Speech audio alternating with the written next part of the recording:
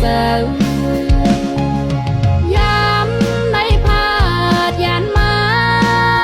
ถึงที่เมืองไกลเสือนางหวนถึงใจกาที่คืนไล่เสียวทุบคอยกันนั้นน้องอันขัดเจอเธอมีเงินนำไว้ปอบมือเมืองที่สายเศร้าอยู่นั้นอำพึงสั่งแพงอิดหนึ่งเตปอกเมื่อถือเศร้าหิมซ้ำสายเย้าเตอำยานไปดังเลยยุ่มเจอกันแลไว้เสียจามันความหาต่างหักสองหาอันขึ้นกว่านา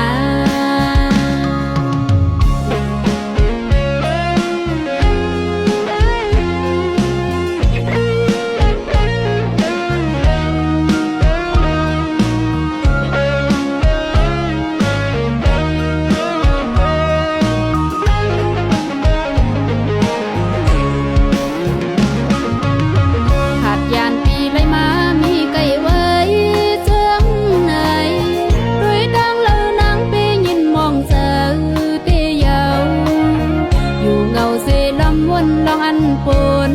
มานั้นพี่เลน้องเลยเกี่ยวมนหักกันทิ้งมืออันปังไว้พี่มือเกก้นน้ำวันครอบถึงเสือเฮาเลยเกี่ยวมนซ้อมกันสอดจึงแขนสั่นมือกันวันสี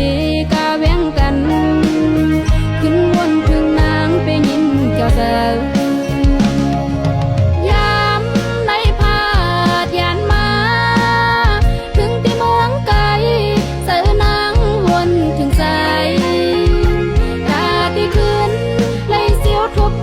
กันนั้นน้องอันขัดเจอเธอมีเงินนำไว้ปอกมือเมืองที่สายเศร้าอยู่นั้นอำพึงสั่งแพงอิดหนึ่งเตปอกเมื่อถือเศร้าหิมซ้ำสายเย้าเตอำยานไปดังเลย